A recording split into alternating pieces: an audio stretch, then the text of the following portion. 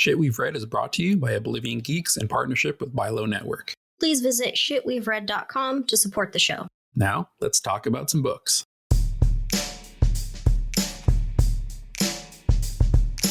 Hello, and welcome to Shit We've Read, the sci-fi fantasy book podcast. I am your host, Laura Benson, and I am here with my co-host, Jason Rico. How's it going? It's going well, Laura. How are you doing today? I'm doing okay. It's a busy day. Busy day, yeah. We're also here with our special guest host. We have a podcaster, gamer, live streamer, and I think a game master, dungeon master, Sir Aaron Carter of Before You Log Off podcast. How's it going, Aaron? It's going great, tremendous. I didn't all those titles that you threw on me. I didn't realize that actually I do all those things.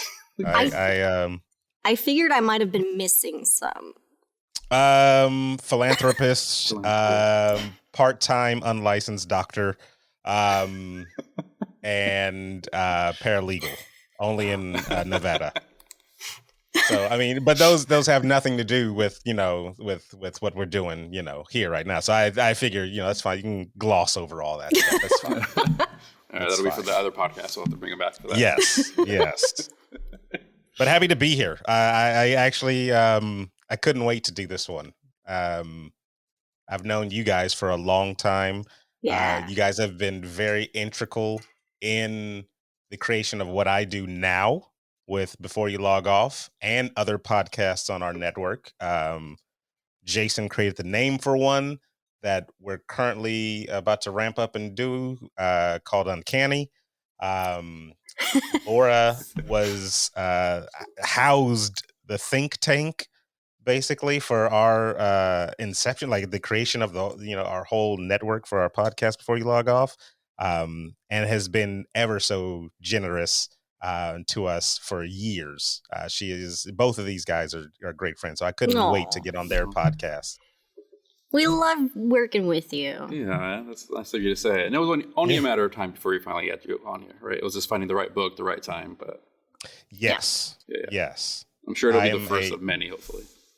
Yeah, I'm a avid comic book reader. Novels, I literally started heavy this year. I'll say, 2021. I think I knocked out 23 books, which is nice. Unheard of by Aaron Carter.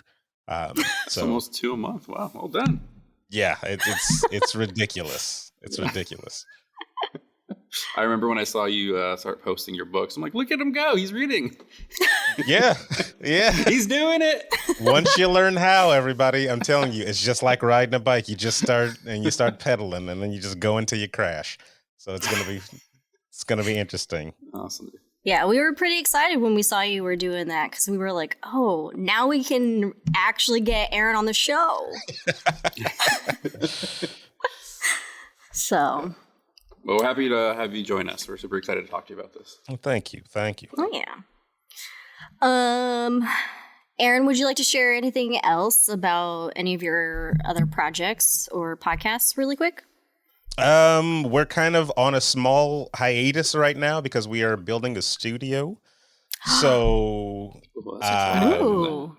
we've been out of I host a show called Before You Log Off, which is actually a network where you can find a bunch of other great podcasts. So the other ones are doing it. So like we have Hello Insomnia, which is a true crimes, unsolved mysteries podcast. We have Uncanny, which is a role-playing Dungeons and Dragons-esque game set in the Marvel universe.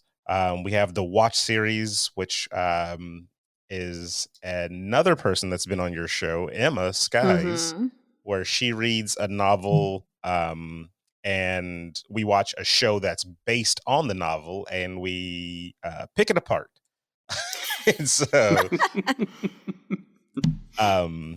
and the main show that I do though is on hiatus again, like I said, because we're in the midst of building. So as soon as that's done, we'll be right back up to have all the geek and gaming fun that we do normally. So nice. Yeah. Are you still live streaming Yes. your games though? Yeah, we still live stream every Monday, Wednesday, Friday on twitch.tv/before you log off. And we kind of, I don't know, it's becoming more of kind of a chill session where we just kind of will play games, but normally it's not, you're just not looking at my old mug. You're looking at Steven and Rachel, and we're just kind of whatever conversation comes up with chat just Yeah. sparks up, and it gets it's just like a chill session. I love it, actually. I really love it. It's definitely fun. I've been able to Yeah. catch a few of them here and there, and it really is just kind of like you're hanging out, watching live stream gaming stuff and chatting about whatever. Yeah, I So- love that feeling. It reminds me of when I was like a freshman in high school with friends, and we used to hang out at like one particular guy's house and just be all our friends over there and just chilling, eating very unhealthy food and playing video games.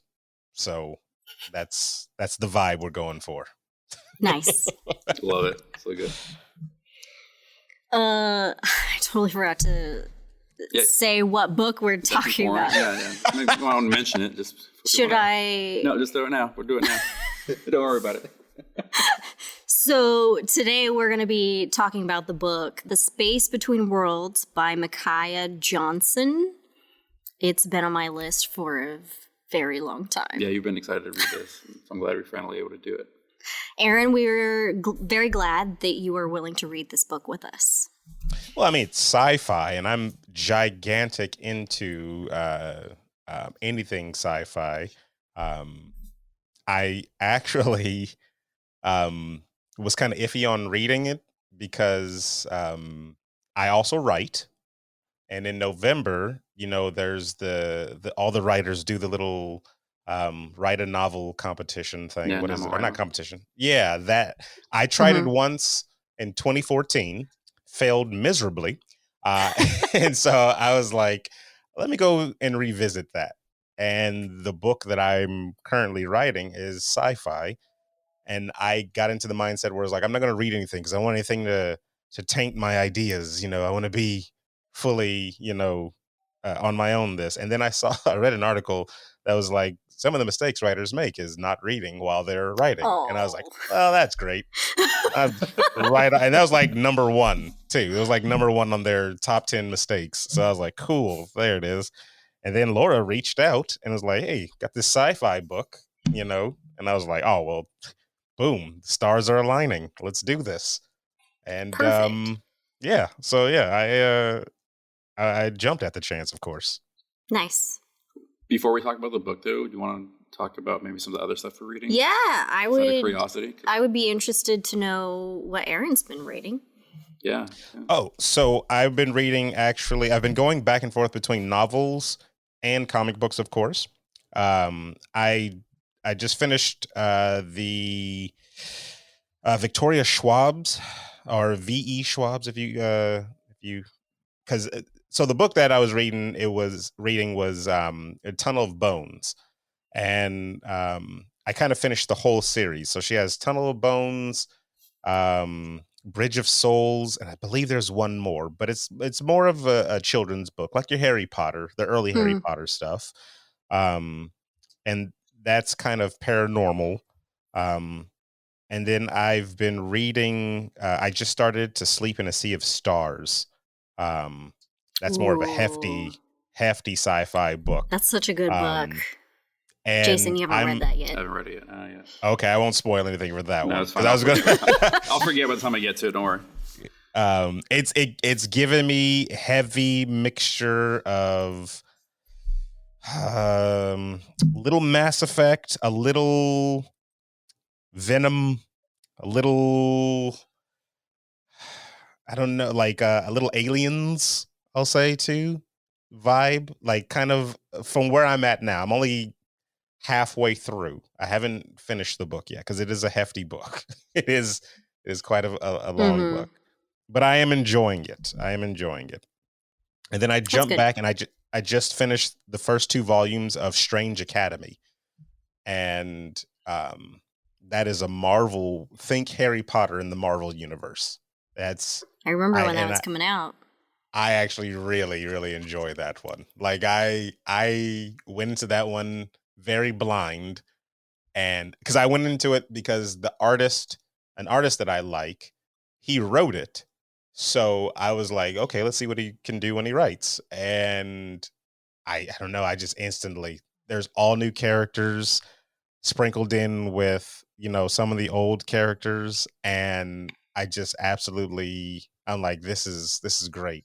This it could be also because I just got through reading every single Harry Potter book, but and I was just looking for more magic school stuff. But I Yeah. really love. I love. I got so many of those for you if you want more.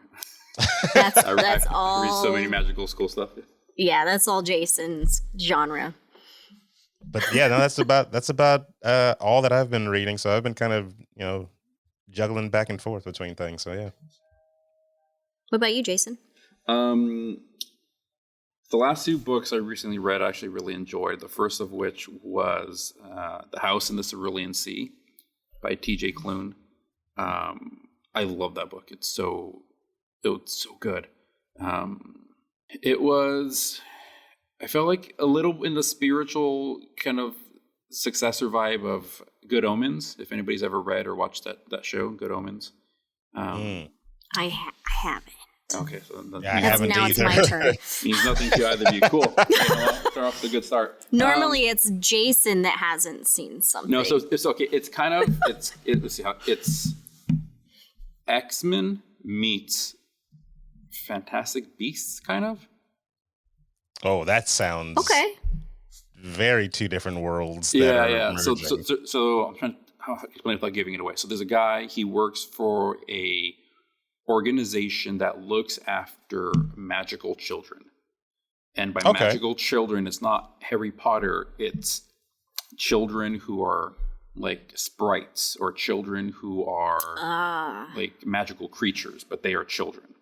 So they're all humanoids, but like one of the kids is kind of a blob, and they think he might be descendant from like a jellyfish kind of creature, but they're all orphans. So they're all in an orphanage. So a lot of their parentage is unknown. So his job is to go around to these orphanages, these magical orphanages, and just kind of grade how they're running. Are they doing a good job? Should they be allowed to continue? So what was the name of that book again? Sorry, The House in the Cerulean Sea. Okay, I think it came out last year. So he goes to this one orphanage that is like the troubled orphanages. There's some special kids in this one. I'm not going to give away what they are, but there's some special kids, and it's super cute and really heartwarming, but really funny. Yeah, I can't recommend that book enough. So, I think the second book is already out too. Is it a sequel or is it just by the same author? I thought it was a sequel. I don't know. If there's a sequel, I have to look I into might be that. wrong. I don't know. We'll look at it. Yeah, and then the thing I'm currently reading right now is a graphic novel. It's called Black Science, published by Image Comics. I chose it because we just read this book, which is about parallel Earths. So I kind of wanted to keep that theme going. So the premise of the comic book is a scientist creates this device called the Pillar that allows him to punch holes into other dimensions and travel different worlds. But it gets damaged somehow. Maybe sabotage, who knows? And so they can't control it. So it just makes random jumps to random Earths, and they're just trying to survive. Ooh, quantum leap stuff. Yeah, I remember I started that one, but I can't remember where I left off. But I remember liking. Same. I started it a while back when it first came out, and I kind of fell off it. And then when we were reading this book, it's like I should go back because I think it wrapped up. There's 3 volumes, I think, and so I'm like, I'm gonna read them all. Or 9 volumes, 3 deluxe volumes. So. Gotcha. So slowly making my way through that. But, yeah. Cool. What about you, Laura? What are you reading? So I mentioned I was kind of taking a reading break in the last episode. Unfortunately, it's kind of still there. Or I'm still doing it, unfortunately. But I did just read a young adult graphic novel a couple days ago. It's You Brought Me the Ocean by Alex Sanchez. It's one of the DC young adult graphic novels. So it's about, I'm already blanking on all the names. It's about a teenage boy that lives in like the desert, and he's got these this weird pull to the ocean. And so it's about him learning about himself, where he came from, and also dealing with the struggle of coming out as gay. There's only one other gay kid in his school, and so he ends up becoming friends with him to, so he's not alone. But it was pretty good.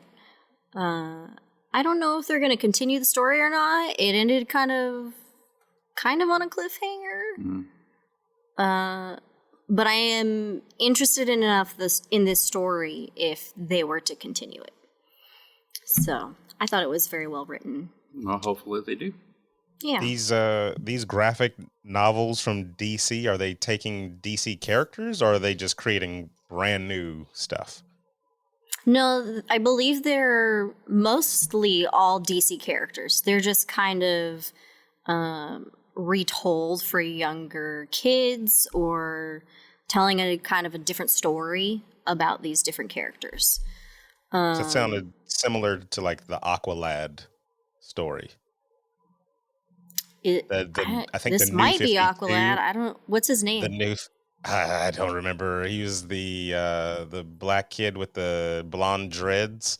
Yeah. He lived in like the little, I think like, I haven't read that in a long time. Well, these but like he all, was gay too. Yeah, these are all standalone stories that are outside of continuity. Okay. Yeah, they take existing characters and are just reimagining them for like a younger generation. Yeah, I guess like a way for the younger generation to connect with the characters and what they might be going through. So a lot of it is like coming of age type stories. The ones that I like so far, they did a series with Raven and Beast Boy. So they each have their own separate book, and then they wrote one together. So they're whatever story of them being together or something. I don't think I've read that one yet, but I'm hoping to get to it soon. So, but I enjoy them. They're not for my age group, but I like the creativity, the changes that they've made in the story. God, aren't you a little old to be reading about superheroes?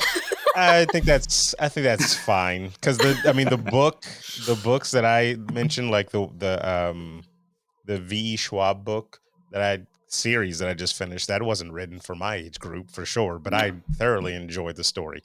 So yeah. I think stories, I understand there are some stories that aren't for like maybe the younger audience, but like once you're a certain age, all stories are for you, even if it's Peppa Pig or something like that. It's fine. If you enjoy the story, you enjoy the story. So very good point. Yes. And a good story will resonate with any age group. Yeah. You are right. Like maybe it might mean different things to different age groups, but if it's good, it's good. Doesn't matter. Yeah. Other than that, I have just been keeping up on my weekly Webtoons, which is like 10 or more Webtoons that I'm always behind on.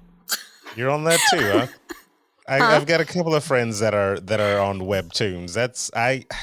They're just comics, right? Like like, there's nothing different. Okay. I haven't jumped into anything, but I hear it everywhere. Like, I'm like, oh yeah, I'm reading this Webtoon. I'm reading this Webtoon. I didn't know. And then they're like getting Netflix shows and stuff like that. So I'm like, okay, there's something here, I should say. Yeah. I just haven't looked into the next frontier. It's pretty cool. If anybody hasn't actually looked into it yet, it is like weekly or bi-weekly or even sometimes monthly chapters or issues, comic issues. So a lot of them are news stories, just normal, regular creators. There are some that are sponsored by Webtoons. There are some that are like adaptations of books. That's actually how I've discovered some of the books that I've read. And then, some of them are being purchased or licensed for TV shows and movies too. So it's pretty cool to be able to see like amateur comic creators, their work being mixed in with the professional comics. So there's a lot of really great stories in there. I have a few that are my favorites. I always read when they come out. Then there are some that are still good. I just have to like keep up with them, kind of like I do with TV shows. At what level do they cease to be amateur if they get like a TV deal? Like, I mean, I feel like you're pretty professional then. You got a TV deal, you know? Yeah. You know what these are? These are just Sunday comics. Pretty Online. much. You know, They back can in the be. day, and when newspapers had the comic strips, you would read each one weekly, and it was the next week would be the continuation, then the continuation from there. That's all this is now. It's just for the next generation. Yep. But they're really great stories. I recommend it. All right, I have to check something out then. I'll have to check out Webtoons. You guys want to jump into the book? That's why we're here. I'm ready. 20 minutes later. That's fine. Well, how long do you guys normally go? It depends. Okay. All right. Okay. Again, we are discussing The Space Between Worlds by Micaiah Johnson. It is a science fiction multiverse novel. Jason, would you like to read the synopsis for us? Sure, I can do that. I mean, I think Aaron will have a better voice, but I'll do it anyway. Wait, do you want me to ask Aaron? I mean, Aaron, would you like? you'd have to pull it up. Aaron, would you like to read the synopsis for us? Let me see. Let me pull up the synopsis then. I wasn't trying to put him on the spot. Are you We're taking just this reading off of Goodreads. Off of Goodreads? Okay. Look, perfect. he's put me on the spot in the past with like trivia nights and stuff. All right, well then. Never don't pull that be anymore. afraid of the spotlights is what I say. Aaron, you are right, very well known for your podcaster voice. I've heard before. I'm just gonna lower mine in the in post production. Okay. So I actually have a really deep, nice voice too. Okay. The Space Between Worlds. An outsider who can travel between worlds discovers a secret that threatens a new home and her fragile place in it. In a stunning sci-fi debut that's both cross-dimensional adventure and powerful examination of identity, privilege, and belonging. Multiverse travel is finally possible, but there's just one catch. No one can visit a world where their counterpart is still alive. Enter Kara, whose parallel selves happen to be exceptionally good at dying. From disease, turf wars, or vendettas they couldn't outrun. Kara's life has been cut short on 372 worlds in total. On this Earth, however, Kara has survived. Identified as an outlier and therefore a perfect candidate for multiversal travel, but trouble finds Kara when one of her 8 remaining doppelgangers dies under mysterious circumstances, plunging her into a new world with old secrets. What she discovers will connect her past and her future in ways she could never imagine and reveal her own role in a plot that endangers not just her world, but the entire multiverse. Have fun cutting all that up and great. figuring out what will work. No, that synopsis was really long. That's That's why I said before I started, I was like, you sure? I'm just reading the novel by here. Well, thank you for reading that for us. Yeah. I was happy to stumble through that for you guys. Okay, well, let's get into non-spoiler first impressions then. What did you guys think of it overall?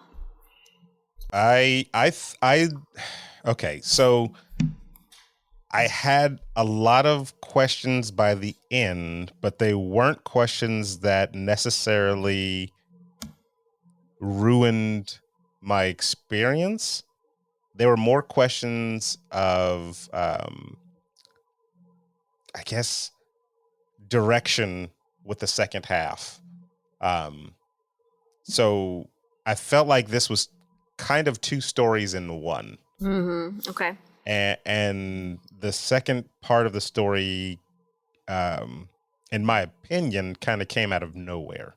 So, but overall, I did enjoy the book. I just felt like maybe if we stuck to one of the stories and got more details on the kind of the first half, that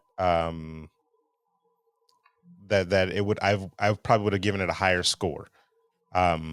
They So like when I was basically, because I do the audiobook, so I'm listening to the book, and when they're going through things and stuff like that, we got to a certain point, which I believe was like a little over halfway. I thought I was almost finished with the book, because I was like, okay, we sound like we're approaching a climax here, and we're going to get some type of resolution, and we eventually did, and then all of a sudden the next chapter starts up, and we got another problem, and I'm like, oh, what? That felt like. Or maybe I missed it or something. Like, did I not listen to that? Like, what do we?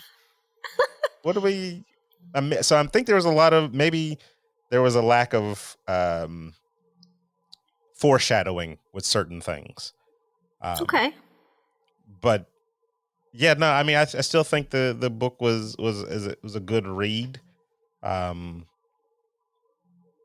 no, I mean, I'm trying not to spoil anything because I really want to. Once we get to the spoiler section, then I will, word vomit everything out because it will. That's fine. I've got a lot. It's always a challenge, right? Yeah. I think I'm on the same page with you. I enjoyed it overall. I think it's her debut novel, I believe, maybe. I think so. So I thought it was a solid debut novel. That said, it wasn't quite what I was expecting. What I was expecting, I don't know if I could have told you exactly. I think I was expecting a little more sci-fi with the premise of jumping worlds, and it ended up being more of, I don't know, like about the relationships and this mystery, and I don't know if that's what I wanted. And so I enjoyed it, but I ended up being just kind of disappointed with it at the same time, if that makes sense. Like, the writing itself was good, the characters were good, the premise was fine, all that. Like, everything was kind of there, but it didn't come together in a satisfactory way for me. I think that makes sense.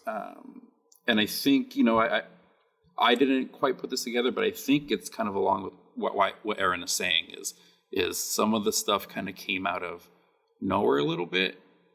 And so I didn't really know what the heck I was reading. I was going along and it was enjoyable, but I just didn't really know where this ride was going. I didn't know how many stops it had. Like, when am I off this ride? Yeah. It's fun, but like, when's it over?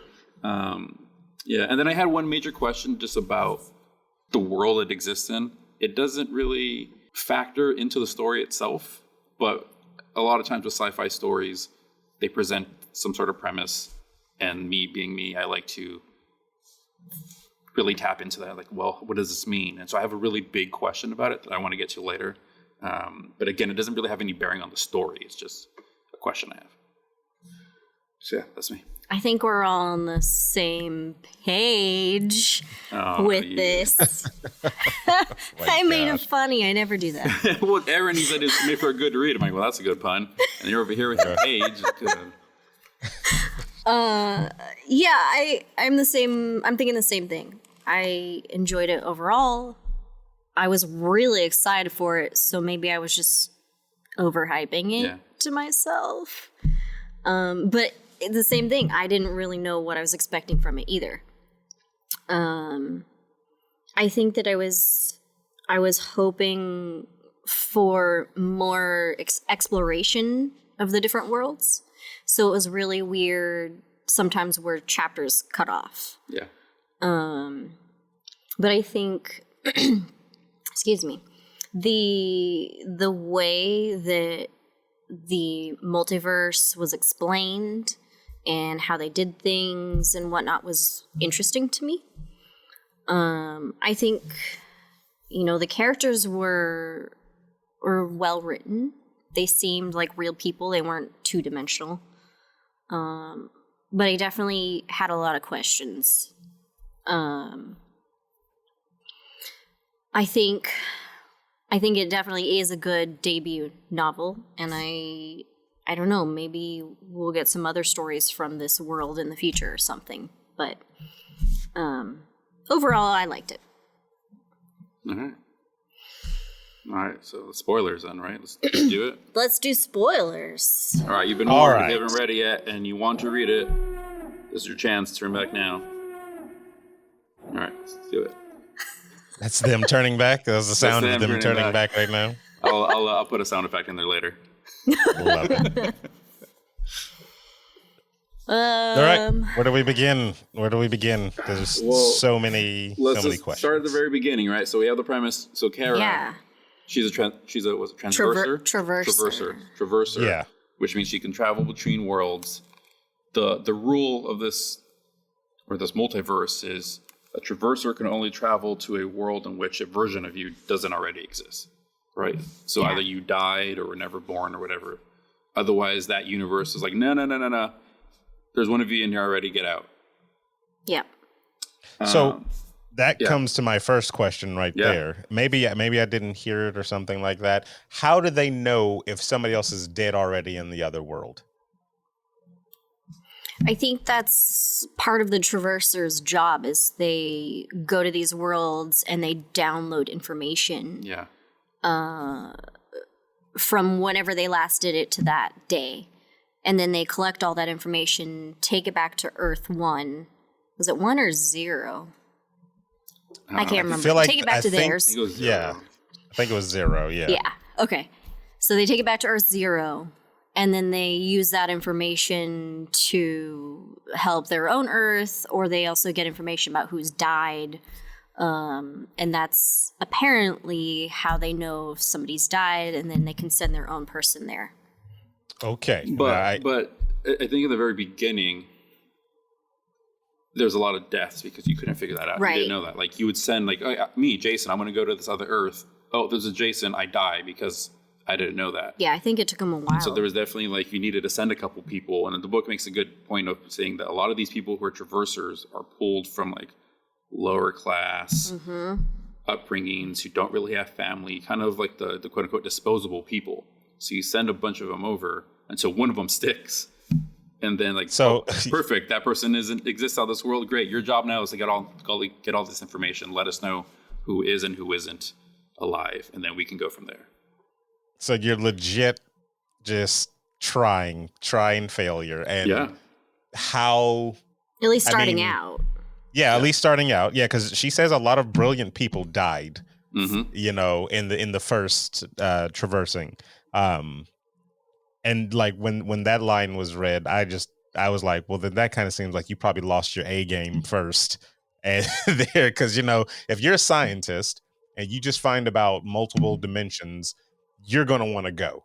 You're not going to want to be like, oh, let me go through the proper, you know, procedures. Let me get this person over here whose job is to take dangerous. No, I discovered this. I want to test this myself. So you're jumping through, right? You're dead. Because then the other person on the side is alive and you get spit out as, you know, human jello, basically, or like squished up or whatever. Yeah. So I was like, they lost.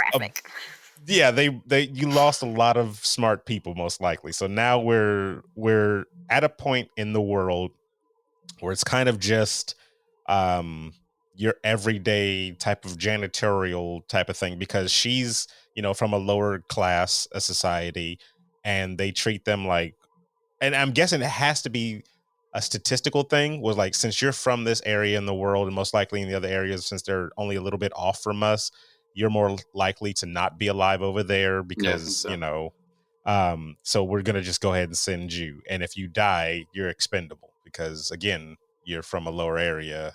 You don't really have anything. And the upside was to be able to live in Wiley, right? That was like your life changes whenever you get this job. Yeah, you gain citizenship. And I don't think I got enough.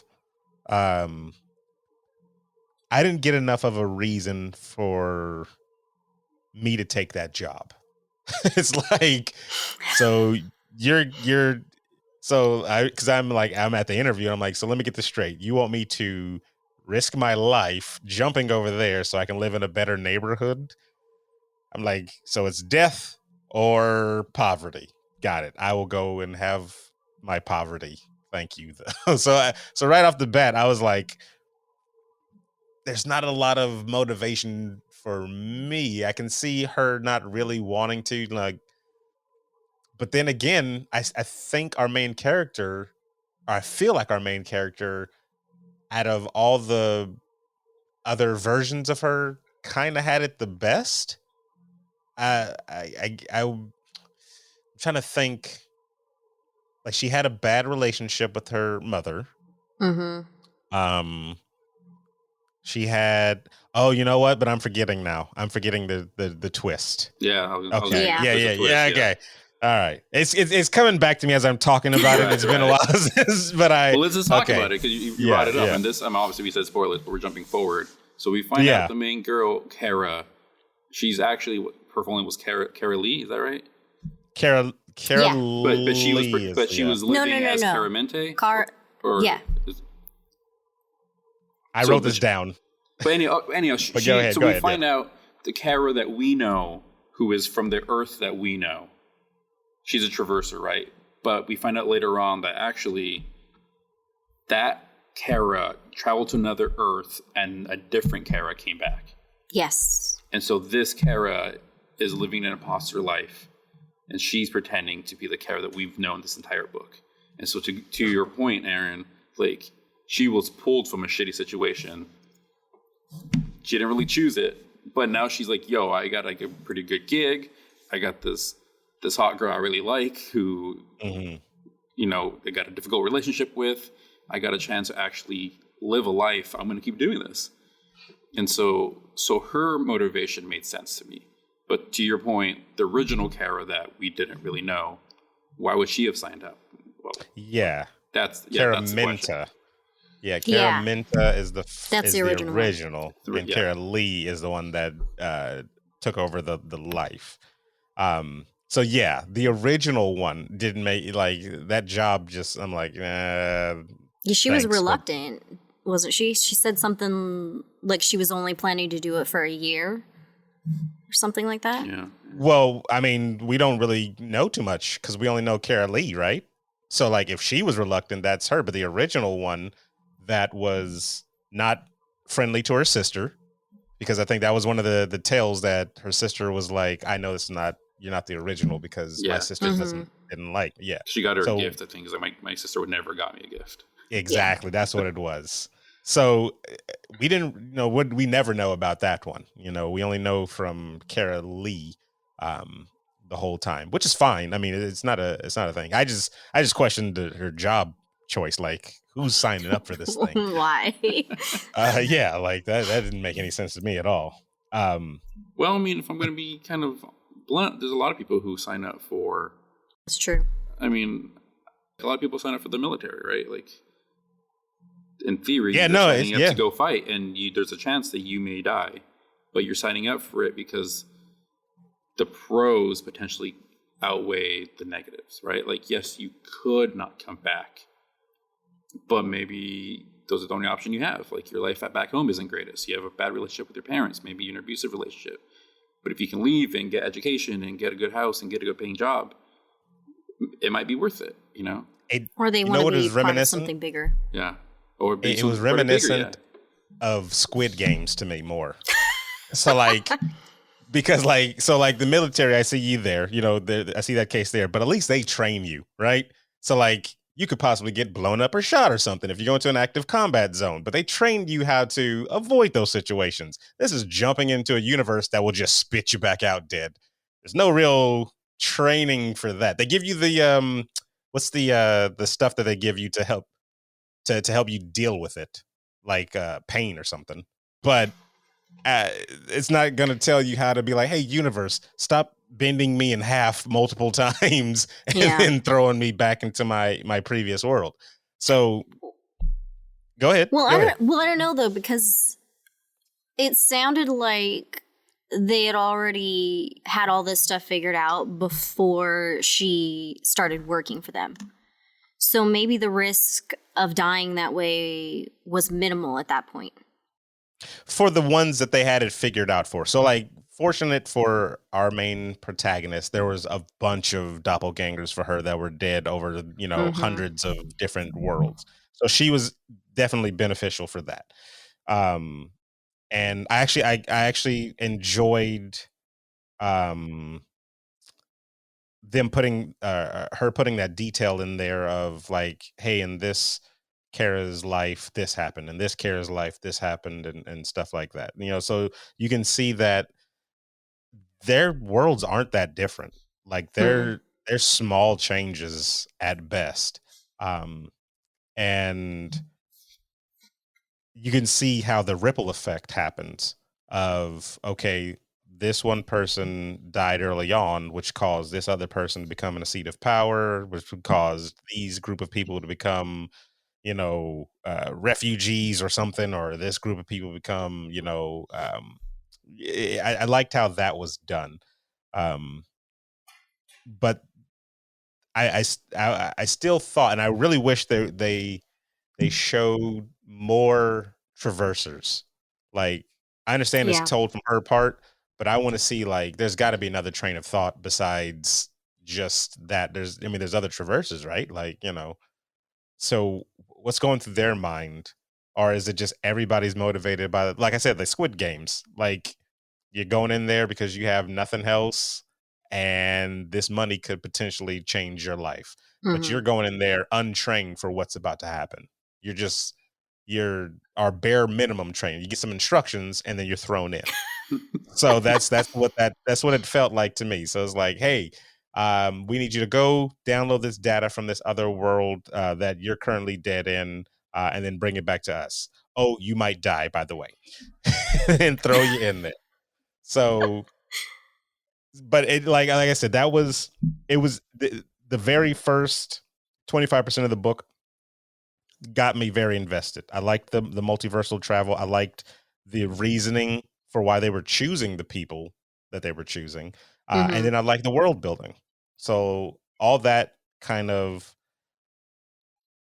got me invested. And then when we got to Kara going to the Earth where she blacked out, that felt like that was going to be the main chunk of the story. Yeah. And I don't know why we moved away from that being the main chunk of the story. I see what you're saying. You know what I mean? Yeah. So she's, and I'm stop me because I might be rambling on more and more as we go into the next part. But our protagonist drops into this world. She's not the only one in the world, and the universe tries to tell her that, it damages her pretty well, but she's our protagonist. She has plot armor and she survives. Did we ever get an explanation for that? Not really. Yeah, no. I mean, that was kind of a major plot point of, like, she survives for a reason, but we don't know what that reason is. Like, because I mean, there's no chosen one trope here. Like, she doesn't have a special ability, right? No. The only thing I can think of is if the author was maybe implying the spirituality part of the story is maybe why she survived. Because remember, she was saying, Kara was saying, Nyame? Yeah, Nyame, I believe. Nyame? Yeah. Is like the goddess that allows them to traverse. So she talks farther into the book about how she starts to feel this presence, and it feels familiar and kind and stuff like that. So maybe the author is trying to imply this is a real thing, and maybe she cared about Kara and didn't literally kill her, but still she felt the effects of being somewhere she wasn't supposed to be. Mm. If that were the case, then and that's a possibility. Then I just wish they would have done more Yeah. with kind of fleshing out that kind of the parameters of the deity and stuff like that. Because so like it reminded me of another book, like, or that theory reminds me of another book where we went like 90% of the book where I was reading, where the characters would talk about the gods in the book, but then I'd never got the sense of, well, are they actually real, or are Mm-hmm. we they would talk about them walking among them, among the people, and I'm like, so these are okay, so they're tangible in this chapter, but they're not in this chapter. Like, where's the rules? Like, Mm. where does it Yeah. where does it go? So I mean, that one kind of baffled me. I thought that was going to be like a thing at the end too, where we're going to come out where it was like, oh, she was a cyborg the whole time, so she wasn't even real. And she kept that journal because it's the closest thing to memories for her. Her memory chip was fried, and she needs to write everything down, and she's slowly becoming sentient. And so I thought we were gonna like really go heavy sci-fi in the third act, but Mm. uh no, we kind No. of got left, whereas like she survived, don't worry about it. And it's also too, it gets weird. It sounds even more weird when you learn what happens to was it Adra? The other Kara. Oh, okay. No. Well, that too. But when she had Adra go with her, and she was, the description of what was happening to his body was like horrific. Yeah. Like Like, 90-degree spine or something like that. Yeah, and you have then it shot him back into his earth. Mm-hmm. And I want to say something similar to, was it Nalene? Her version from that Nalene, earth. something like that. Yeah. She also went through something similar. So it doesn't really make sense why Kara, our main Kara, didn't have that kind of effect. When you're looking at it purely from a sci-fi perspective. So that's why I'm thinking maybe the whole, was it Niamey? Niamey? Yeah. Uh-huh. Nayame. Niamey? Mm-hmm. That's why I'm thinking maybe that's kind of part of it. This is all part of the reason why this book was like left me super unsatisfied, because you introduce so many different elements that are really interesting, but none of them are really fully Fleshed out. Like the story ultimately is just about the people, right? Which that's fine. Like that's all you need for a good story. Tell a good relationship story, fair enough. But then don't tell us there's all these different Earths and there's traversers who travel with like between them, but not give us more of that.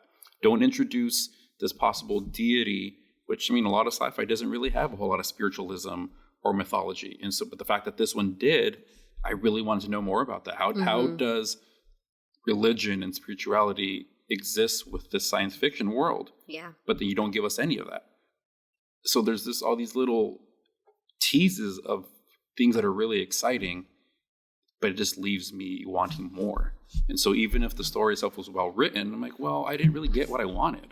Like it's it's like, yeah, you gave me a meal and I'm full, but like there was no flavor to it. It's just like I'm still craving that savory. I want that umami, Yeah. Yeah, they showed she showed a lot of things in here, because every scientific discovery that was made, she kind of made sure that the reader knows, hey, this is how the scientific community took it. This is how the religious community took it. And I was like, okay. And just, I mean, to your credit, yeah, you're right, Jason, for sure. Don't show me the menu and then say, but you can only have this. Like that. Yeah. So I would have been nice to see. Yeah. That. And then you brought up a point, Laura, where you said that I totally didn't realize. The main antagonist in like the middle of the book, when our main character is coming back through the portal, basically, and coming back to her Earth, and her doppelganger comes through with her, but dies on the the traverse and gets spit back out on her planet, though. But the other character that died trying to go through a portal that was alive on the other side went back to their original planet. So I think it worked. It brought both of them because there was not one of them there yet. But they're both not from that universe. That too, yeah. So how did one die? Because only one can. Only one can traverse. Huh. Yeah, you know, No, actually, I didn't really give it a whole lot of thought, but you're right. Yeah. Neither of them were native to that Earth. Yeah, because the twist is she's not originally from that planet. Yeah. So if she's going back, she's not from that planet, and the other one is going back because she's not from that planet. Why did this one die and the other one didn't? That's going back to the deity. Well, I think it was what was touched upon, maybe not really fully fleshed out, was there is a little bit of conditioning and training needed to traverse. The serum. Mm-hmm. Yeah, so the character we know knows how to traverse. Nalene doesn't. And so even though they're not native to that Earth, Carrot knows how to survive it, and Nalene, that's why she died. So I think that's why she didn't get kicked back. She made it through, but she made it through because there is no Kara from that Earth anymore. So they're both visitors. I guess technically you guys can come through, but one of you has to die, sorry. And Kara's like, well, I know how to survive it. Nalene doesn't, so therefore Nalene dies. But then Kara also says she feels the embrace and acceptance or something like that. Like she was chosen because she is familiar. See, I think, and this was actually one of my questions that I was going to bring up, is how do we feel about the overall world building?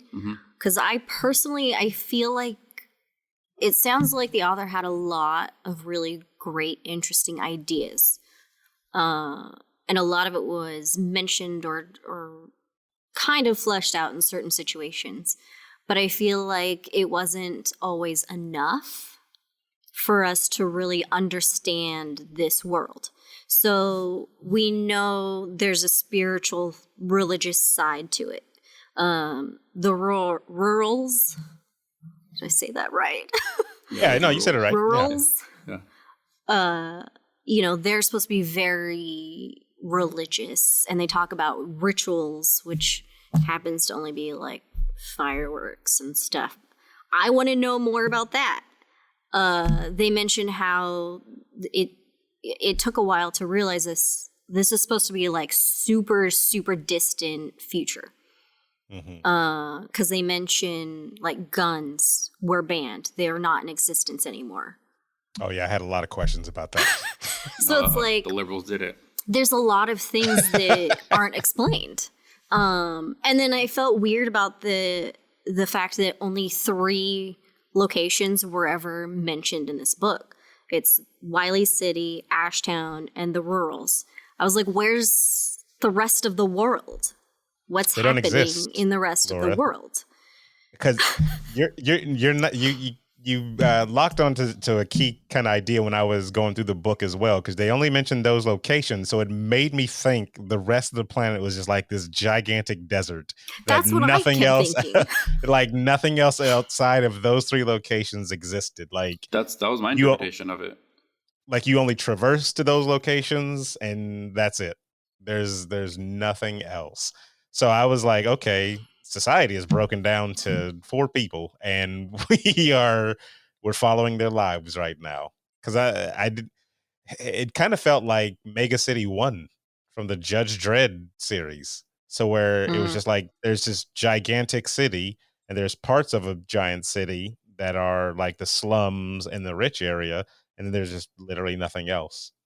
There's just a desert oasis. I saw a couple of people online referencing like Mad Max, similar thing. Like Mad Max, it's the world itself is pretty barren, but you got your cities, you got your slums. Yeah, that's pretty much it. There's actually a review that I read that said it's Elysium meets Mad Max. Okay, yeah, and I was like, oh, that sounds accurate. Yeah, but it's weird because in the beginning, we hyper focused on one aspect of the world. Um, and it seemed like there was a lot of rules set down and a lot of, like I said, fleshing out in the beginning, which got me hooked. But then when we widen the picture, there was just kind of nothing left. So I felt like she wrote. I felt like she really had this great idea in this small space, and then when you pulled back the picture, there was kind of nothing left. So I don't know. I was like, I think by the end, definitely it was a. It just felt like there was some things missing. There were some things missing that kind of threw me off. Well, guys, we got the core release. The DLCs are still coming. They're gonna flesh out Yeah. the rest of the world. You know, don't worry about it. That, you know what, that's an That sounds apt right. analogy. Yeah, for and that's probably what irritates me about video games nowadays too. That's what we got. We'll get the Nyame DLC coming later, and it'll explain everything for you. I don't know. We keep saying, well, Jason, you keep saying it feels like it's more about the people. Yeah. I think actually, Aaron, you said that too. I'm thinking maybe that was definitely more the point of the story. I think the author was trying to address certain social aspects that are actually pretty relevant to today. Right. So from the sci-fi aspect, I do think that it is lacking in certain areas. She had the concept of what this world was, and there's a potential to build on it. But she wanted to focus on society and people and how the interactions would happen in this kind of situation. One thing I really liked was the character diversity, though. Mm-hmm. We had people of different races and genders. There was even a non-binary character at some point. And then orientation. So the main character, Kara, is bisexual. So we know that she is usually with a man named Nick. But in Earth Zero, she is in love and just fawning over a woman that she works with every day. Talk about a disappointment at the ending for that one. You build up a whole love story. A whole love story. I wasn't going to get to the end yet. I'm sorry. That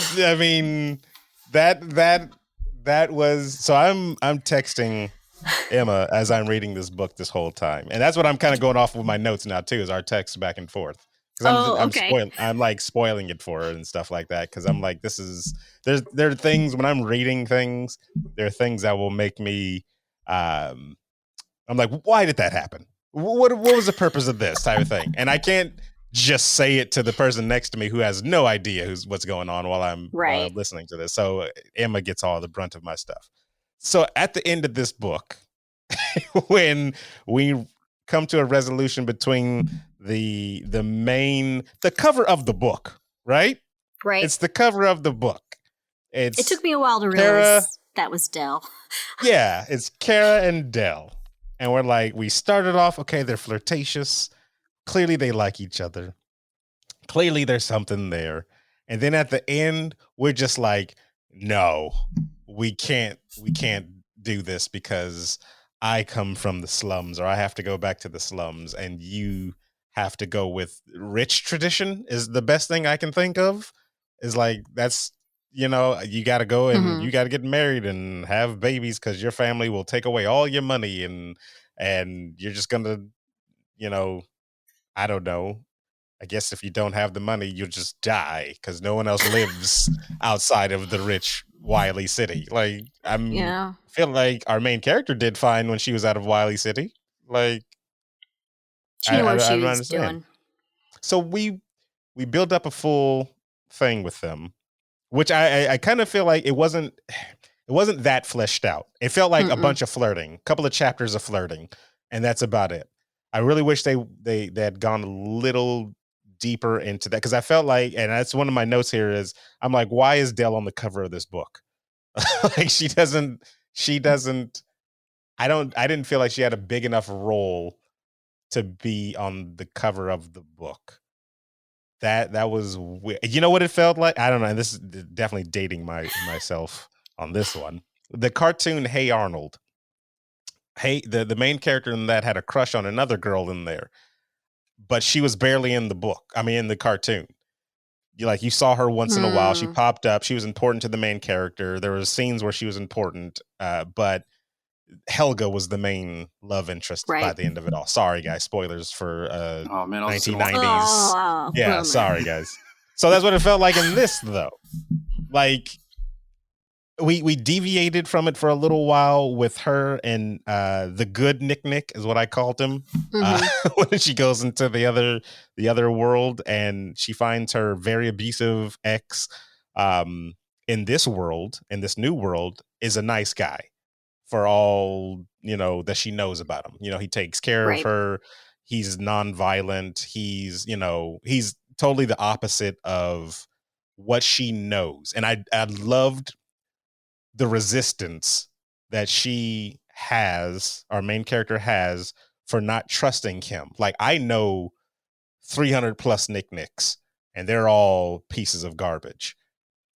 You can't tell me this one is a good one. Like, that's just not how it's going to work. I have novels on this guy, how bad he is. I keep journals and notes, and I loved how he was reading it, and because he was interested, like, who is this person? Like, this is not me. You read about an alternate version of yourself that is basically the worst person on the planet.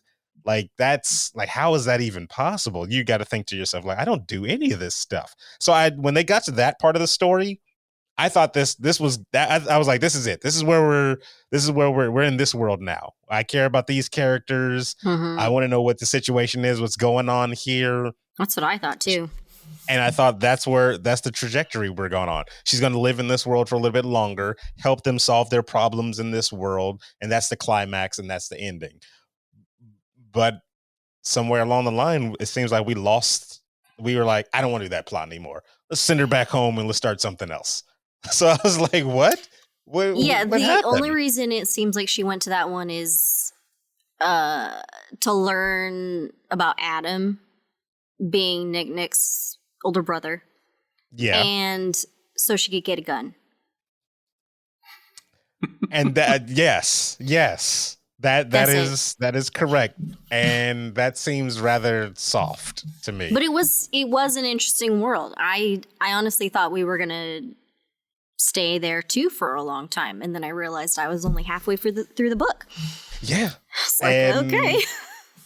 So that's where I get the confusion. Well, on my part, where I was like, what story are we trying to tell here? Where are we gonna land? Because I feel like we're doing a bunch of samplers, and I liked the last dish, but you took it away from me, and now you're giving me this new dish. Absolutely. Yeah. It felt like a bunch of short stories kind of pieced together. Yeah. Here's the adventure travel story, or like an episode, like TV show. Here's the travel episode. Here's the relationship episode. Here's like the finale episode. And then it all meets up at the end. Yeah. Do you guys know much about editors when it comes to the novel writing process? Mm-mm. Okay, so we're all green. Got it. So then never mind. Because I was gonna, because like I said, I'm writing as well, and I speak with Emma a lot. She researches a lot of this stuff, and she tells me a lot about this stuff. She probably actually researches a lot for me. Now that I think about it, because like she doesn't write, so then what does she know all this crap? Like, so when it comes to them giving their drafts to an editor, and I'm not sure because Micah, is that how you pronounce her name? Micaiah? I believe so. You guys said this was her first book, right? So, yeah. So if she hands it off to an editor and they read this, I wonder how many times are like did they approach her and be like, maybe you should change this? Maybe there was a different, maybe that was the ending. when she leaves the good Nick Nick's world and comes back home and, you know, ends up with Dale in an alternate universe or something. I don't know how much they have a say in it. I do know that sometimes they'll push back and want it to be longer or shorter, or it's a certain number of books, and so the author has to figure out how to fill in space. So sometimes they end up telling a story they didn't exactly set out to tell. So that's why I'm wondering, did it suffer from that? Maybe. Like, it seems like there's two tracks of thought here with the middle of the book and the half. Because I'm all for your own creativity in books. This is your world. You do whatever you want, type of thing. But I'm also in the mindset that at some point, creator, writer, artist, you got to realize you're still trying to tell a story and, you know, give a plot that's beginning, middle, and end. And when you kind of deviate real far away from it, you could lose some people. Like, yeah. And I think she was just trying to include too many topics in it. Yeah. And, you know, maybe if it had been a little longer, a lot of it could have been a little more fleshed out. But again, I think maybe shorter on some parts. I'll say on some parts. That's what I feel. Well, I think that middle, I was enthralled. I don't know. I just feel like she was trying to focus on all of these different messages about different things. So, you know, we already talked about how there's the difference between Wiley City and Ashtown, the types of people, and how, you know, there's different classes and assumptions. People are valued differently. And, you know, our society does that today. Not maybe as drastically, but they do. And, you know, they even talk about briefly how the original Kara was definitely interested in Del, but then was absolutely against it because it sounds like she was originally religious, so she's against LGBTQ. So yeah, then that's what I got. There's that, and then talking about, you know, being accepted and you know, having the different genders, different races and stuff. I think she was just trying to put all of this stuff in it and put it in this sci-fi world. So we were expecting super sci-fi story. Yeah. But she wasn't trying to do super sci-fi story. She was trying to do society and relationships. So maybe that's, you know, we were expecting more of a sci-fi story. But I think if we focus on those individual topics that she did bring up, some of them could have been addressed more deeply. But I think what she was trying to tell was important in, you know, the general sense. Yeah. But it's funny is I feel like if there was even a little less sci-fi, I would have been satisfied. And what I mean by that is she clearly gave a good amount of thought to the logic behind the different worlds and how you can travel to them and the rules, right? So she gave it thought. And because she gave it thought, I want to know more. So if she had just like dumbed it down even more, and you can, because we've read books where authors kind of just put a sprinkling of sci-fi on it, and you don't really acknowledge it. There. It's just, you know, you just say, oh yeah, I travel between the world. This is my world, and there's way more questions. Like, all right, that's not the point of this book. I'm not going to read into it because I know that's not the point of this book. But when she says right away, we can only travel to 380 worlds that we resonate with, right away, I'm like, well, that means there's way more Earths that we don't resonate with. So what's that like? Like, how many versions of this person? I mean, I'm jumping ahead to one of my biggest questions of the book, but like, at what point does a you stop becoming a you, right? So, like, in theory, if I were to jump to a world where there is a person who is my doppelganger, but they are Russian, they are a blonde Russian woman, you know, ballerina, that it's almost nothing like me, but for some reason they are my doppelganger. Can I not travel to that world, even though we're kind of totally different people? Like, what's that logic? And this is me just overthinking it, right? But she kind of placed enough in there to get me thinking about this stuff. So if she had toned it back even more, I'd be like, all right, fine, that's not the point. I'm not going to worry about it. And even with the Nyame thing, the spiritual side of things, she put that in there. It didn't need to be in there, I don't think. I don't think anybody would have been like, well, what's the spiritual implication of traveling between universes? I don't think anybody would have questioned that, but because she gave it thought, I'm like, well, then give me more. You thought about this. You have the knowledge. Give me more. What are you thinking? So it's weird. It's this middle ground of less I would have been fine with, more I would have been happy with.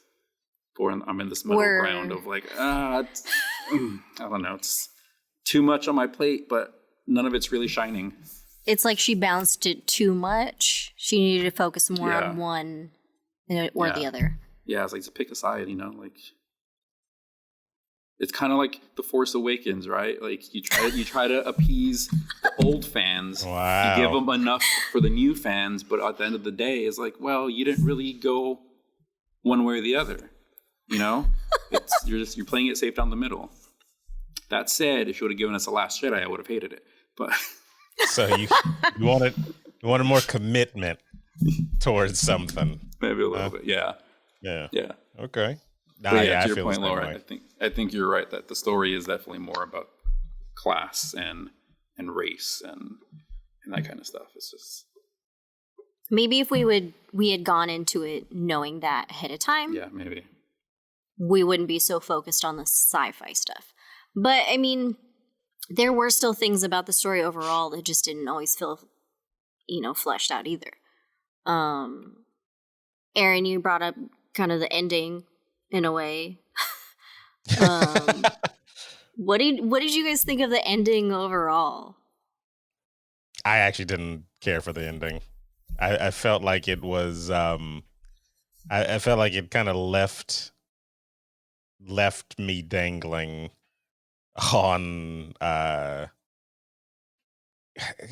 so I'm not really a gigantic fan of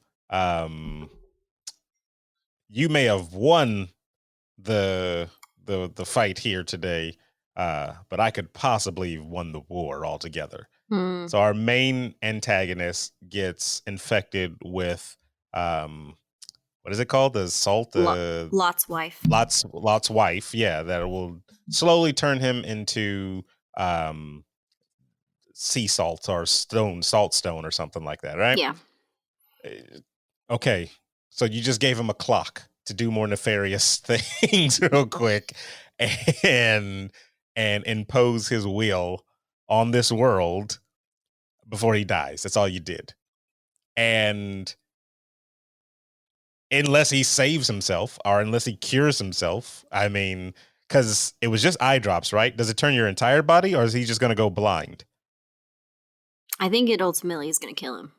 It's ultimately going to kill him. Okay. Yeah. Theoretically, because we're in a modern society, he could come up with a cure. I don't know if they really researched it. He is supposed to be a genius, yeah. And at the end of the day, you went back to a place that you were trying to escape initially from your own world, the slums.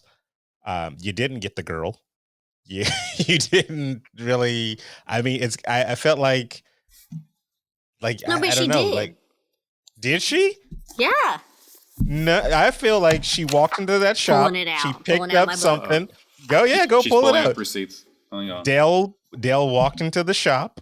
She picked up something and she bounced. No. Hey. There's a reference to it. Because I could have swore the reference are her saying something to the effect of Dale's probably going to get married and or do what her family, wants her to do is, go get married, have kids, blah blah blah, yakety smackety. And then Dale walks into her shop, right? You right. See? So you didn't get the girl. You barely got the villain. Wait. Okay. I find myself standing in a garden on the 80th floor where other versions of her have always found me. She approved my day pass, but this means nothing until she turns the corner. And then she goes on to talk about there is a world where they are together. Yeah, so some hypotheticals. So the whole thing leaves you on a whole bunch of what if comic books, basically. Yep. And I totally thought at least she got the girl in the end. No. But I was wrong. And that's well, but you could go away with that feeling. You could also leave with that feeling. You can also, because there's those open-ended, type of endings. I didn't leave with that because from what evidence they gave me for Dale was just kind of like, I care about you for sure, but I'm not going to do the extra to make this work type of situation.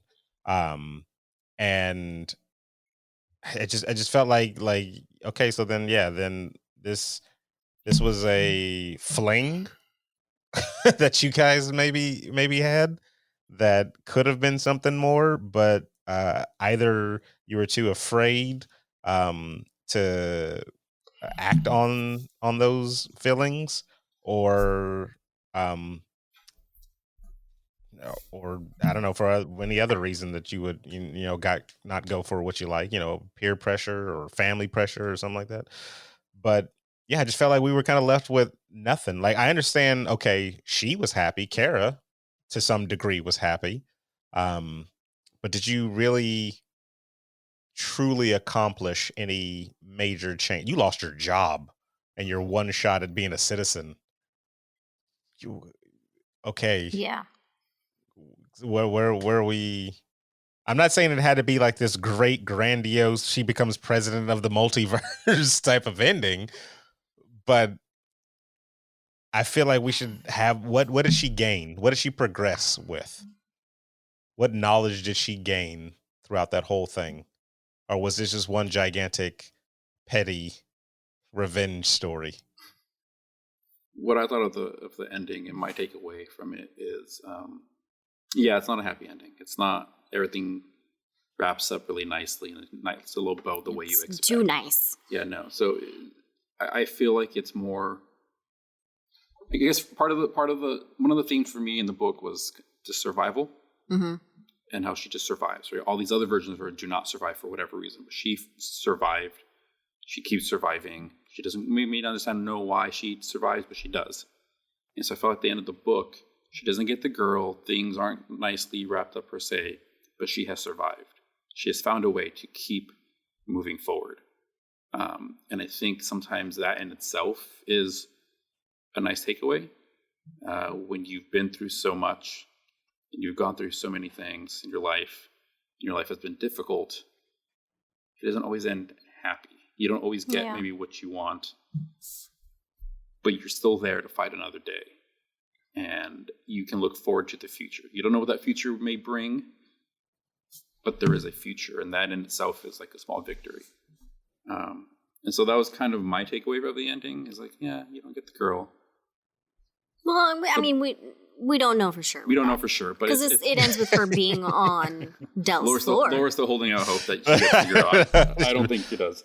Not on this earth, though, but that's fine. It doesn't say she doesn't. Look, Laura, we've agreed to write fanfics for other films or other books. If you want to write a fanfic for this one, this will be mine. Yeah, where she gets a girl, by all means. I'll write the sequel. Yeah, so that was my takeaway. It's like, it's not maybe as satisfying, but there's something a little poetic about it, I guess. I see that. I do think some of it was a little too clean. Like, nobody died off in the end. Like Nick and Adam, they said that they're trying to like make amends. And then Adam is training people to continue his legacy after he dies. Exactly. He doesn't know when he's dying.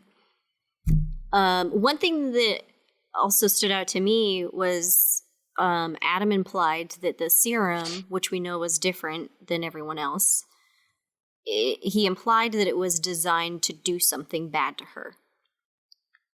Oh, but yeah, we never got that's the answer for right. what that is. So, like, she's also just like, I don't know what's gonna happen. So she's gonna die. So she might die at some point. I don't know. This ending was more depressing than I realized. Got it. So it's like everybody just ends up kind of happy, but also kind of miserable at the same time. Like you just said, they survived, but they're not happy. Listen, no one's happy. No one. We're all good. We're all even. We're all equally unhappy. Except for maybe Nick. He came out unscathed, right? Yeah, he still runs Ashtown, and now he's making amends with his brother. Was there any change in the ending? Like, to this world? She kind of, I mean, it's like Hydra. You cut off one head, but then 7 more just pop up because he's training a group of other scientists to do exactly what he was going to do anyway. So if you bring it full circle, nothing kind of seemed like it was accomplished. Except for now there's a gun in this world. You're right, there is a gun. Throughout the whole thing, we got a gun. Was it that he's training a new batch of scientists to do exactly what he's doing? So instead of one bad guy, it's multiple bad guys? I think it's just how to or do is the it basically, I'm getting rid of Jeff Bezos and now I'm distributing that to like a council? I'm assuming that if I'm an evil scientist and I'm on my way out and my work may not get complete, I'm going to teach that to other scientists as well. And my will be through them, basically. So I'm just going to, I'm not going to think he's going to flip it up like, oh, I'm dying. Let me teach you guys all how to save the planet. Like, I think he's just going to, look, guys, this is the deal. We're going to get a bunch of rich people to pay for these trips. They're probably going to die. They don't know what's going on. This is what's happening. I don't know what else he could be teaching other people. My interpretation of it was that he's begrudgingly now giving others the key to his kingdom. He's like, I had it all. There's no reason for me to give this up, but now I kind of have to. Otherwise, my life's work is going to just die. You know what it's up to. What they do with it after that is up to them. But I just kind of figured, he's like, shit, I have to give up the secrets now. I think the reason why I didn't go that way is because his original plan was to kill other versions of himself. Like, he wanted to be the only person that had that whole traversal. I discovered it. This is mine. I'm special. Now, him having to share that knowledge, I would think it would still. I still see that selfishness in him, where it's like, I'm not going to share good stuff. I'm going to share what I want to share. You know, I'm dying anyway. Who cares? You guys can go on with your life doing whatever. Or he could have just been like, I don't want to share how to traverse, you know, anyway, you got to learn it yourself. But when she said that he's teaching another group, I'm like, you're just making more of him. He's now, you know, I don't know. I didn't see him having a reason to do good in the world as he goes out. That's where I looked at it as. So another thing about the book that's a little ambiguous. Okay, cool, got it. Yeah, I mean, the whole ending was kind of, it just left you dangling. Like, you don't know. Like, the last line could have just been, you figure it out. And then the end. And then so. And I've read books that have left it with very open endings. Like, oh my gosh, I can't remember the name of the book. And I don't want to give away the ending just in case, you know, a listener wants to read it. But the author, she left it very open-ended. And it's called The Ones We're Meant to Find. That ending was very, and I remember listening to the audiobook. I was out on my walk, my daily mile walk. And when at the end of audiobooks, it is like, you know, this book was presented by blah, blah. I was like, excuse me? No. There's more. What are we doing here? There's more. You didn't finish this book. Where's the rest of my? There should be at least 6 more chapters here. What are we doing? Mm-hmm. Yep. So, but That was very intentional. Yep. No, that was I I even sat in a AMA with the author on that one. I needed answers.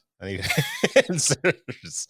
So maybe if she does an AMA on this book, then I can bring up some more answers or some more questions to satiate my desire for completion. I don't know. I wasn't the happiest with the ending. So, did you find anything new, Laura? I still can't find what I was looking for. What are you looking for? I was looking to get more clarification on what Adam was doing with the training people.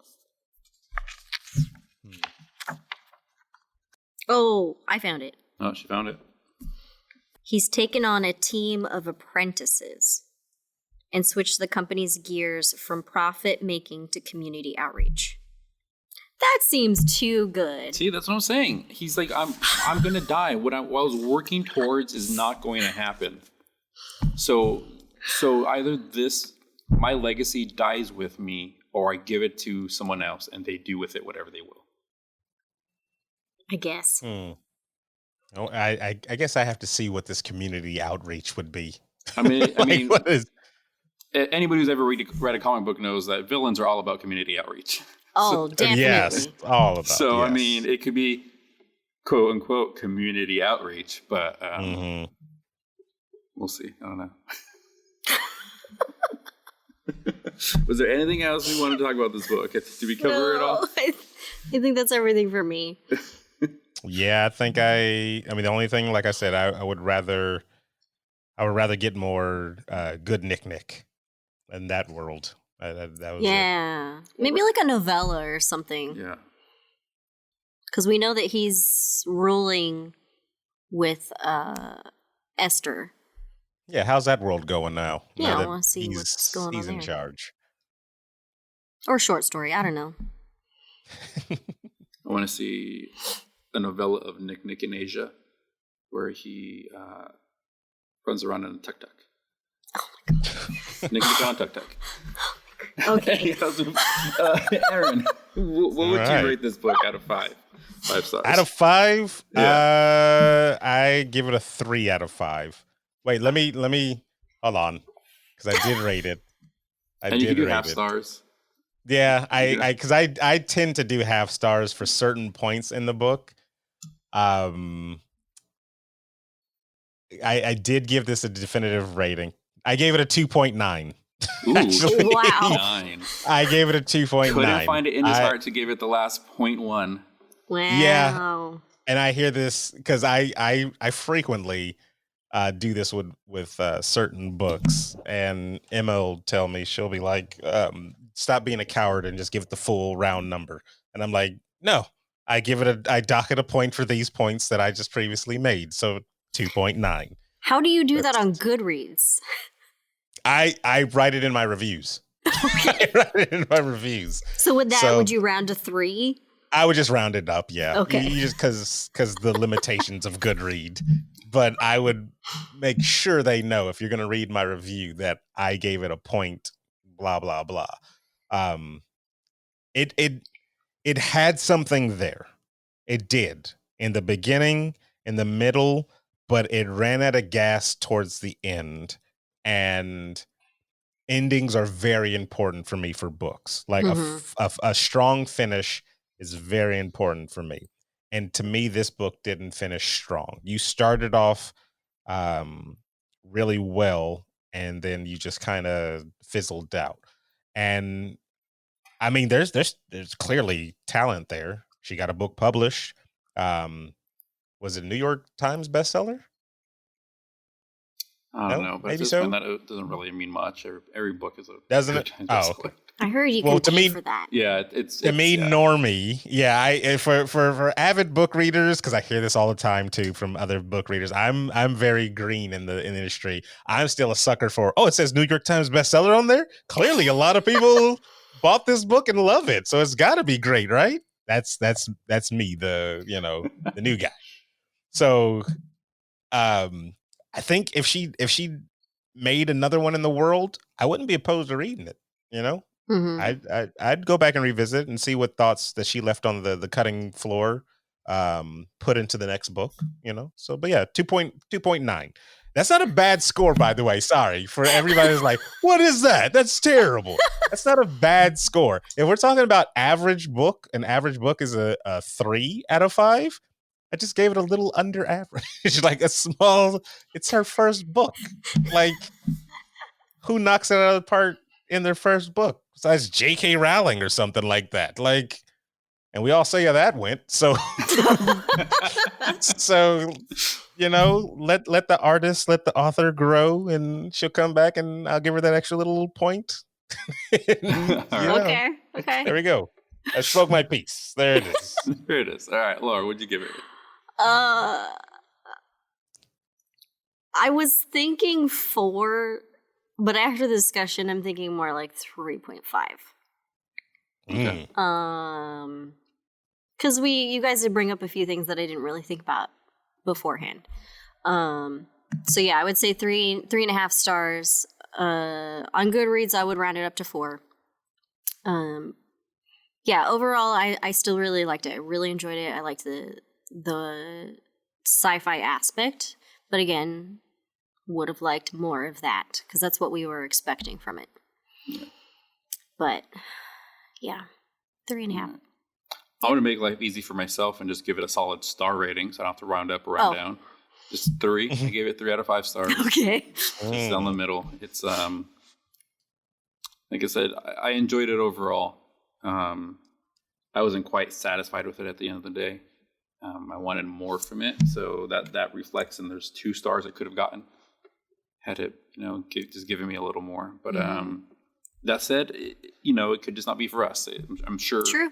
There's sure lots of people out there who would enjoy it a lot more. I think the potential to really love this book is out there, because I think the writing was really well done, the characters were well done. She gave the sci-fi some thought. She gave the spirituality some thought. It just didn't come together for us, is what it sounded like. So yeah.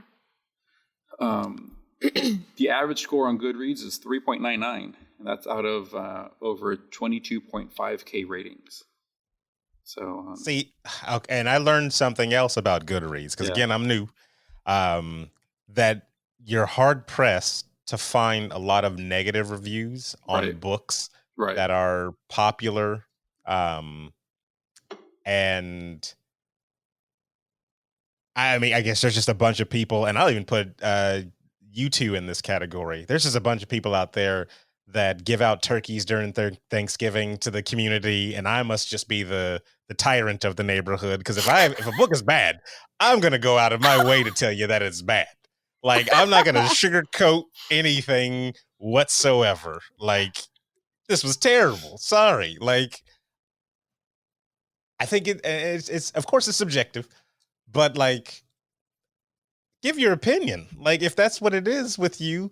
And I think that's the other thing. So to round it back to the book we're discussing, if there's things that keep nagging at me about the book that I can't get over, then it's just going to keep continuing to drop the score. So like, it did start at that 4 in the beginning for me, but then all of a sudden and then after our discussions today, it just reaffirmed my 2.9, guys. So anybody, and I'm saying this for anybody that comments on your podcast or any clips or things that you guys put out there that are like, well, why did your guest give it this? It's the host's fault, guys. It's Jason and Laura, because they brought up other points that kept nagging at me as well. And it just made me etch in stone 2.9. Wow. Look, we're not here to sway anybody's opinion one way or the other. We're just talking about the book we read. True. That's all. True. If I don't know. We have a terrible habit of talking about the negative stuff, or like asking questions that ends up making it sound more negative. Yeah. But it doesn't always mean that we didn't like it. Yeah, no. We tend to, like, our first episode, we love that series, and the entire episode is us just talking shit about it. And at the end of the episode, like, what the hell? We really like this series. Hold up. Go listen to us. Read it. But I think that's fine. If it brings up a lot of talking points, that means there was something there to talk about. So that's good. That means you were interested. True. And I think it's, it's one of those things like, if I'm not dogging on you, I don't care about you, right? I just wouldn't talk about you. Exactly. But I clearly care about you. So, I want to see you do better. Exactly. That's what it is. So, yeah. I mean, So, am I assuming correct in that you would not recommend this book?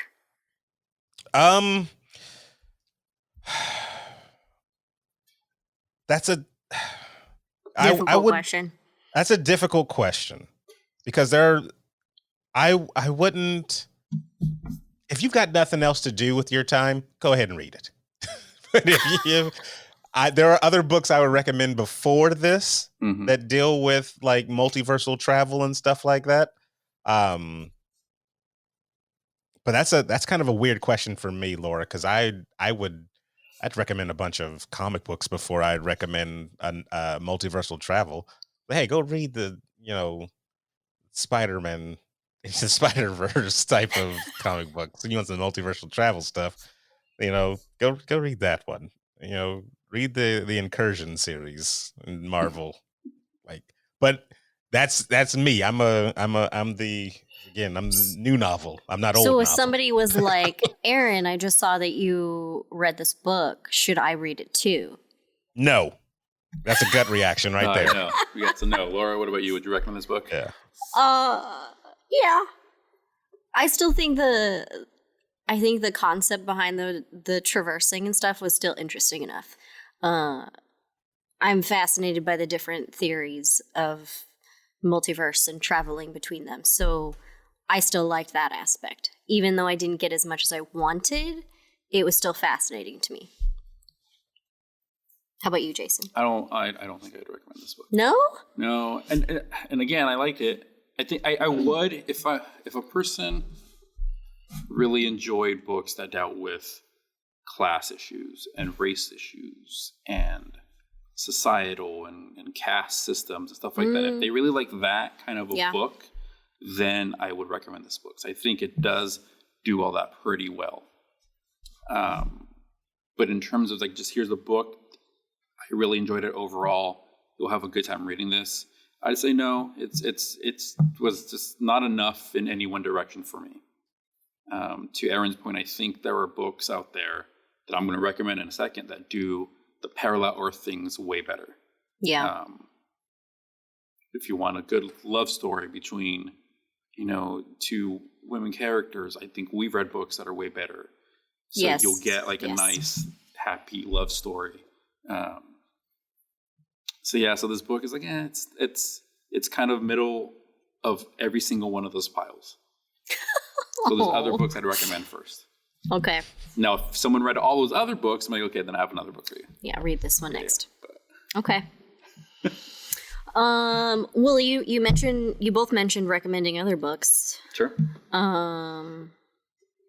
Aaron, what would you recommend for people who might be interested in the multiverse, parallel universe type books?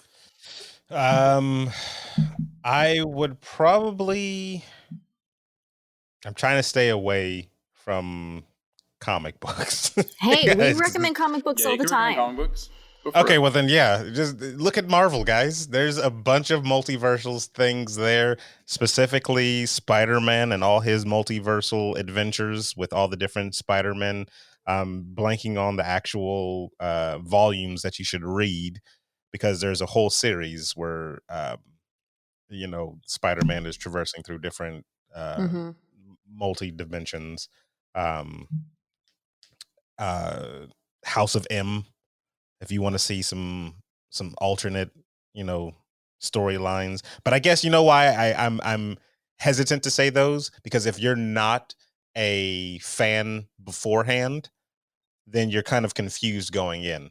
Like, you don't have a base to know what's going on, to see what's changed. You know what I mean? Mm-hmm. So So and in that light, I don't know any other actual novels then I can tell you that are multiversal. I have a question. There's a series I'm pretty sure you've read that I think I want to know. The Shades of Magic. Oh, there you go. Would you recommend that one? Yes, wholeheartedly. I would recommend all three of those books. V. Schwab does a great job. Multiversal. It's only one city, so it's actually it's fine. That's perfect. We the lens is drawn in on London. What is it? A darker shade of magic. A gathering of shadows and a gathering of shadows and a conjuring of light. Go read those three books. Those are very good books. Softer in the second book, I will say, but this isn't what this is about. Just I recommend all three. Yes. Thank you, Jason. Thank you. You're welcome. I only brought it up because I know you're a fan of it. I know Emma's a huge fan of that series. I did not like it. What? I know. I gave all three books 2 stars. It's Full Metal Alchemist. I never watched Full Metal Alchemist. I need to read this. Oh, okay. So then, yeah, you didn't have a base to go. Look, if I need to watch an anime to get to appreciate a novel series, you didn't do it right. That's true. That's true. And I tried reading the first book twice. I read it years ago when it first came out, gave it 2 stars, did not like it. Years later, I'm like, let me try it again. Let me give this series another go. Read it again, still 2 stars. I don't know what it was I didn't like. I just didn't like it. Okay. Hey, however, I know there's stuff in it that people can enjoy. Like I recognize there's stuff in there that people may enjoy because I know you like it. I know Emma loves it. So I recommend reading it. I don't like it. Well, it's fine.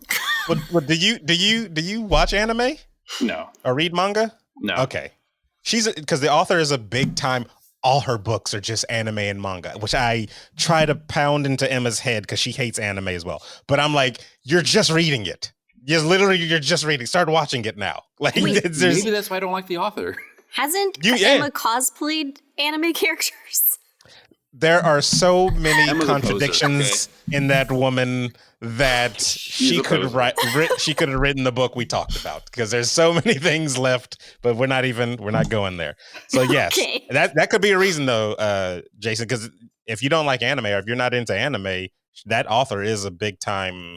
All her stuff seems so far that I've read from her, and she said herself, hey, this was inspired by Cowboy Bebop. Hey, this was inspired by Full Metal Alchemist. Yeah, no, for real. And that's how Emma introduced it to me. She was like, hey, the author said this is inspired by some anime called Full Metal Alchemist. I was like, Full Metal Alchemist? That's my joint right there. Yeah, you got me. So then, okay. TBR is getting longer now. Thanks, guys. There you go. You're welcome. We did our job. There you go. What are you guys recommending? I've talked too much. Jason, what would you recommend? Yeah, okay. So a book series that I really enjoyed, it's called The Long Earth by Terry Pratchett and Stephen Baxter. I really enjoyed it. It's about a possibly infinite series of parallel Earths that are similar to Earth, which can be reached by a really inexpensive device called a stepper.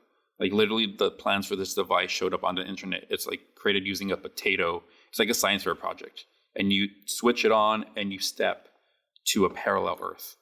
The close worlds are almost identical to our own Earth, while others vary in detail. But all share one similarity. On none are there or have there ever been Homo sapiens. So they're basically just wild Earths waiting to be explored. So it's not like it's a parallel person over there, but it's the concept of if we discovered other Earths, what would society look like? What would we do with that now infinite source of resources? It's 5 books. I really liked it because Terry Pratchett is mostly known as a fantasy writer. He did the Discworld series, which I haven't read, but are really popular. So he's fantasy, very kind of humorous, very about people. And then Stephen Baxter is what's called a hard sci-fi author. So he's very much into the science, like the facts. And so it's a really good balance of the two. You get the people, you get what really is the science and the implications of this kind of stuff. So I really like that one. So that's what I would recommend. If you like parallel Earths or you want to read something with parallel Earths, I would give that a go. I read the first one a long time ago. I think it was when we were in college. Yeah, it's a heavier read. It's For definitely sure. hard sci-fi. So, and I kind of like more hard sci-fi, but like for people like me who are like, well, what's this? You know, what does it look like to travel to different Earths? What are the implications? What can you do? What can't you do? What consequences are there? Blah blah blah. That book answers that kind of stuff. So it's good for people like that. If you want a lighter read, it might be a little too heavy for you. Yeah. Mm. Yeah. I enjoyed it, but it was a little too heavy for me, personally. Okay. That's But fair. the concepts that they addressed and stuff were definitely really interesting. That's fair. Well, what would you recommend?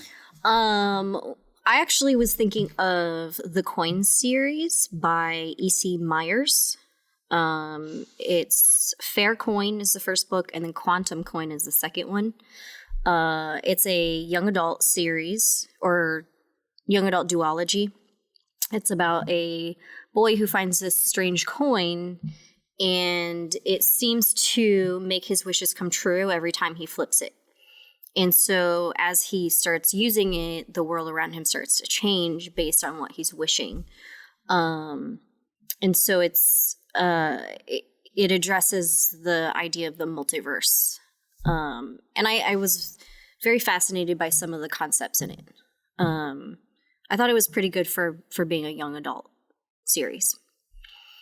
And then also, because I brought up Webtoons earlier, I want to recommend Parallel City. Obviously, it's kind of in the title. It's basically people start seeing their doppelgangers, and then they mysteriously disappear soon after. So it's a story following this young man who sees his doppelganger and his journey after that. I don't want to give away too much of it because it takes a weird twist that I didn't personally see coming, and so I don't want to ruin that for anybody.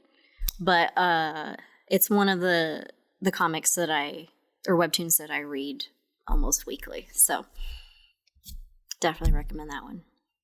Cool. And then just really quickly, I do recommend, I think Aaron, you brought this up before we were recording, Into the Spider-Verse. Yeah. The movie. Okay.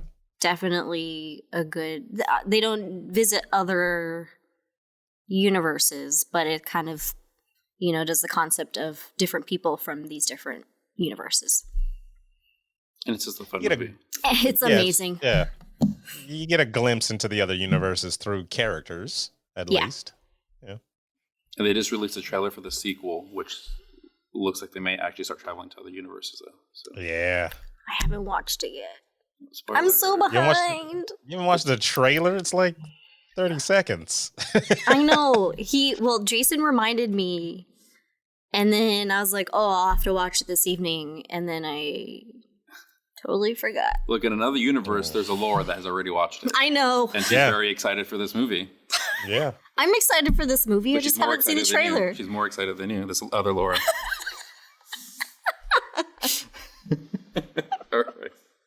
All right, so there's some recommendations for y'all. Go out there and read them when you get the time. Aaron, thank you so much for joining us on this episode. Thank you. Yeah, we had a freaking blast thank talking you to you, man. guys. So appreciate you making time. Yeah, no, I enjoyed it. I enjoy it. Anytime I'm talking with you guys, I enjoy it. So yeah, it was fun. Thank you.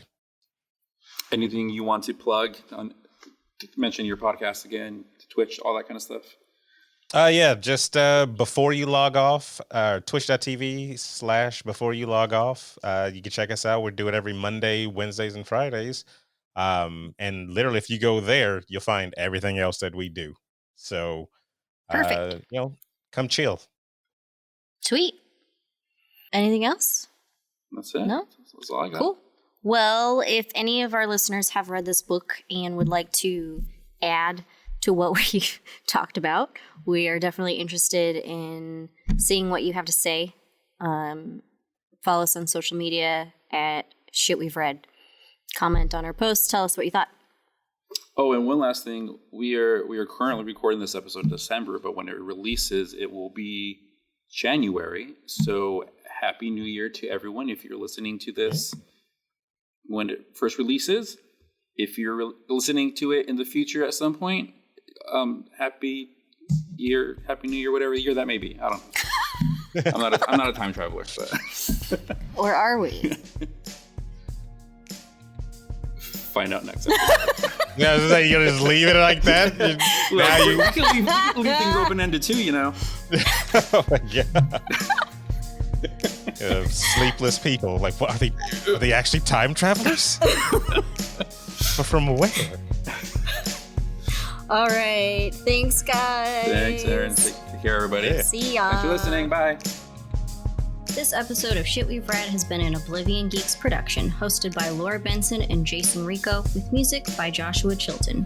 To join the discussion on this and all other books we've read, find us at Shit We've Read on Instagram, Facebook, and Twitter. For episode transcripts and more information about us, please visit shitwe'veread.com. This podcast is part of the BYLO Network. Visit BYLONetwork.com for more great geeky podcasts. Thanks so much for listening.